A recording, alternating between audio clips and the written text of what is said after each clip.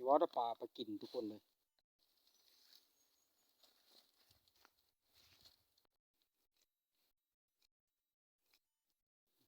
นี่ใช่นี้ทุกคนเลย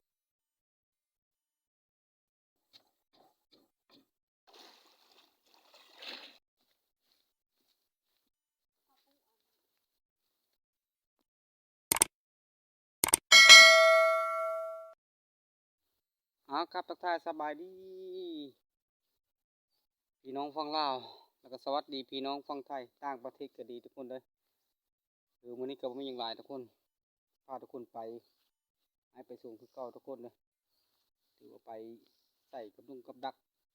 ไปปลูกมันต้นเนี่ยทุกคนเลยก่อนอื่นก็ปีใหม่นี้ก็ให้ทุกคนมีสุขภาพเข้มแข็งทุกคนเลยขอให้มีความผลสำเร็จ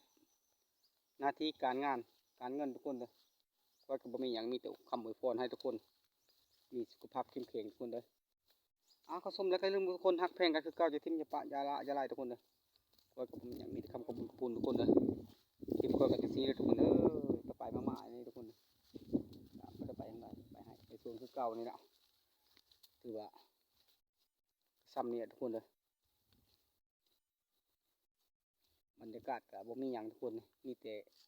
แดดกับลมทุกคนเลยอย่างไปทุกคนบรรยากาศใช้ได้อยู่ทุกคน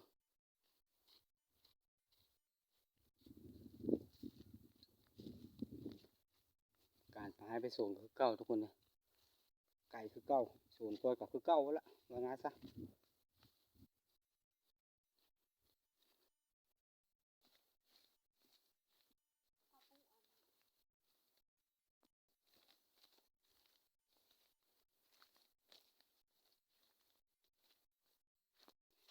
ทุกคนเลย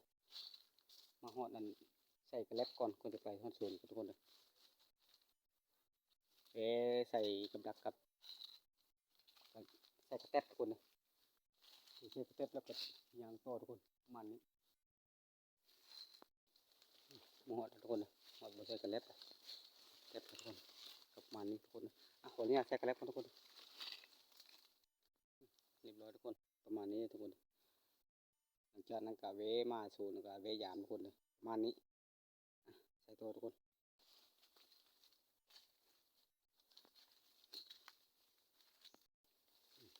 นี่ใส่นี้ทุกคนเลยขออนุญาตใส่คนทุกคนถือประมาณนี้ทุกคนภาพบริษัทปันไหนทุกคนถือว่าประมาณนี้ทุกคนเลยนี่ใส่นี้ทุกคนเลยถือว่าให้น้อยทุกคนเลยถือว่าค่อยใส่กระเล็บก็ใส่ประมาณนี้ทุกคนเลยถือใส่หลายอยู่ค่อยบริถ่ายให้ทุกคนเห็นทุกคนมีแต่ไปมาให้ไม่ส่วนกันทุกคนเลยตัดภาพไปไม่ส่วนกันทุกคนเลยถือว่ามาฮอดส่วนแล้วทุกคนเลยมาส่วนก็ไม่ยังหลายทุกคนเลยเหมือนนี้กะมาตัดมาคนลำมันต้นไปตัดทุกคนไปตัดแล้วก็แช่น้ำไปปุ๊ประมาณนี้ทุกคนถือว่าคนไปป้าผมลืมรถไถมาทุกคนผมไม่ลืมถือว่าจะมาใส่กับดักแน่ทุกคนมาทำทางแน่มันนี้แปลงลำต้นก่อนทุกคนถือว่าเก็บลำมันใส่นี้แล้วก็เบะไปทุกคนเบะไปพุ่นละโซนพุ่นทุกคนเลยมันนี้ได้ทุกคนเลยมันจะมีอย่างไรทุกคนเลย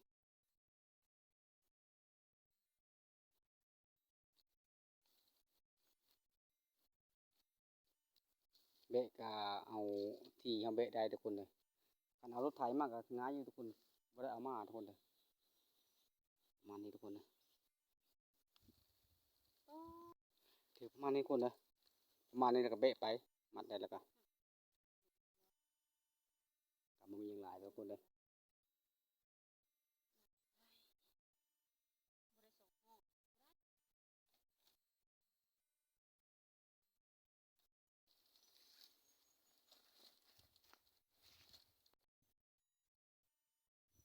ทุกคนเลยมีแต่ปลาพุ่นเลยทุกคนเลยไปชูนหมดละประมาณนั้นทุกคนเลยไปทุกคนเลยคอยก็จะอุ้มมาทุกคนเลยคอยมาก่อนเลยไปถ่ายคลิปมาทุกคนเลยประมาณนี้ทุกคนเลยจนได้เศร้ามือสองเธอทุกคนเลยนักตึบก่อนที่ได้จังมาบุกงายทุกคนเลย ถือว่าบัดนี้เอาไปต่อทุกคนไปอยู่ห้วยทุกคนเลยถือว่าปลาอยู่ห้วยคุณนักทุกคนเลยประมาณ30-40 โลได้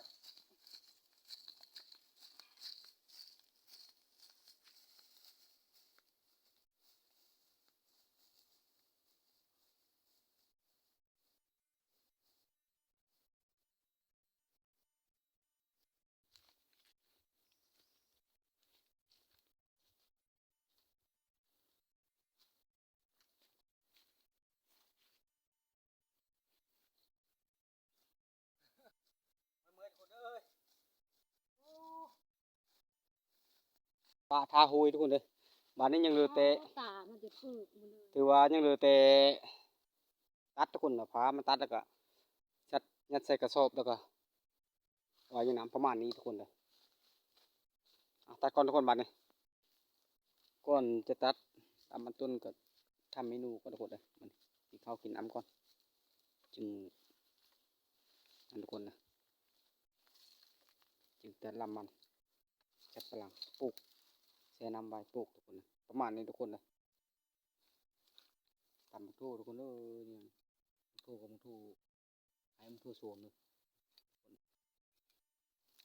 กินไปทุกคนเลยว่าง่ายซะมีอย่างก็กินทุกคนเลยว่าง่ายตัดตำถูกทุกคนเอ้ยประมาณนี้ละกินอยู่หาอยู่โซนทุกคนเลยทำนี้ละคนมันบานทุกคนเลยไม่ได้ไปไม่ได้มาทางใดบนถนนก็มาโซนนี้ละทุกคนเลยอย่าเบื่อจะน่ายเลยทุกคนเลยหักเพลงคือเก่าทุกคนนะมีอย่างกินไปทุกเคยว่าละ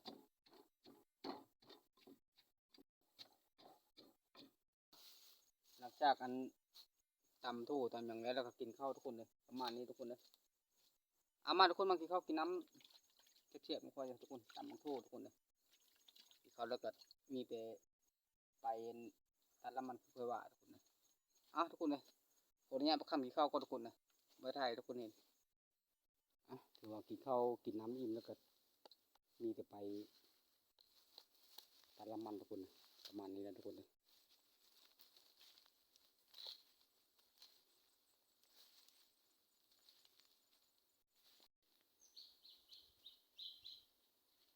ก็มีอย่างไรทุกคนเอ้ยคนเสาให้เสานานี่คนเสาให้เสาโซนนี่ก็ได้มีซ้ำนี้ละทุกคนเลยดูความสุขในชีวิตได้ทำให้ทำนาได้ปลูกพืชปลูกมันทุกคนเลยหมดแล้วทุกคนเลยตัดก่อนบาทนี่มาเลยทุกคนเลยมาตัดละมันก่อนบาทนี่ก็ไม่มีอย่างไรดอกมันตัดเสาทุกคน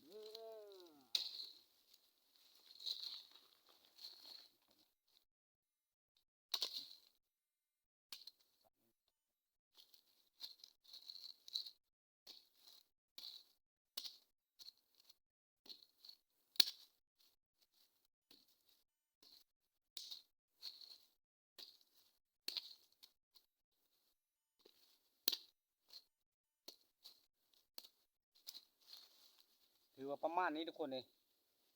ความยาวหรือความสั้นก็ประมาณนี้ทุกคนยาวโคตรแบบ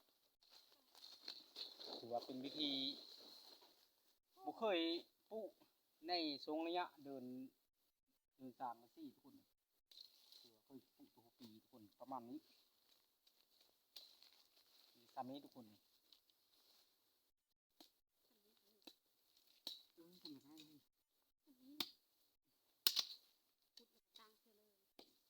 ได้ใช้ผ้าทุกคนเลยใช้ผ้าละเวลาเขากระปุ้งง่ายจนฝุ่นว่าง่ายเขาก็ได้ยินเขาว้าวทุกคนเลยเขาก็เคยปลูกยี่ดอกก็คือยี่ดอกทุกคนเลยเออ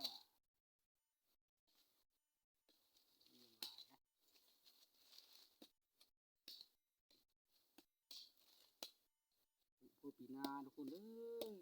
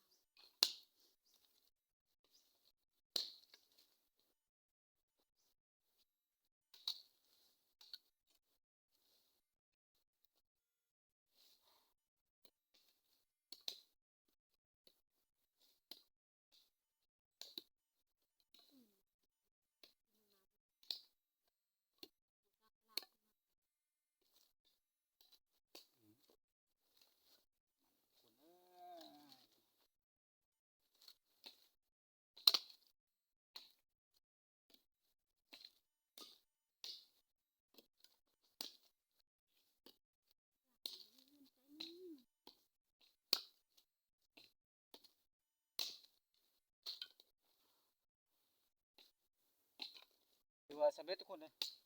นี่เป็นยัดกระเป๋านี่ทุกคนเลยมันนี่ทุกคน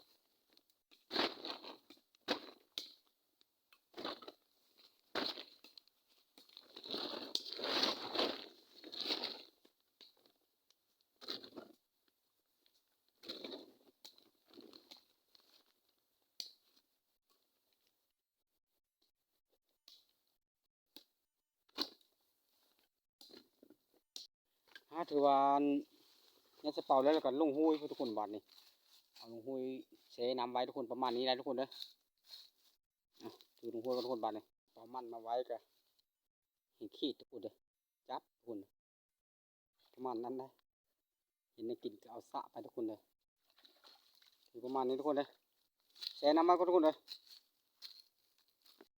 มีว่าจะปลาไปกินทุกคนเลย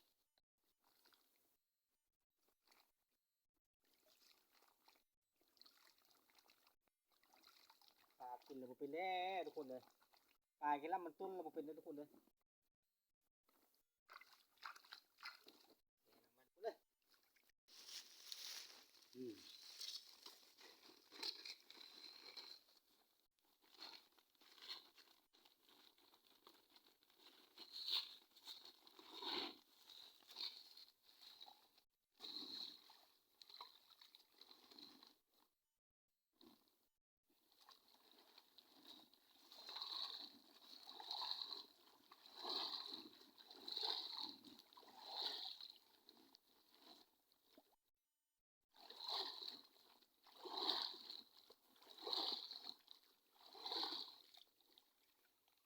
ถือว่าการแซ่ละมุนละมันก็ประมาณนี้ทุกคนเลยถือว่ามีแต่คำแล้วเขาก็มือทำทุกคนเลยคลิปนี้ก็มาวันนี้ก็ถือว่าเขาชมแล้วก็อย่าลืมทุกคนนะเพลงกันก็อยู่ที่เมียปานอย่าละทุกคนเลยผิดพลาดประการใดก็ขอโทษขออภัยทุกคนเลยเจอกันคลิปหน้าทุกคนสำหรับคลิปนี้ก็ถือว่าจบอยู่ที่ดงไปละบ๊ายบาย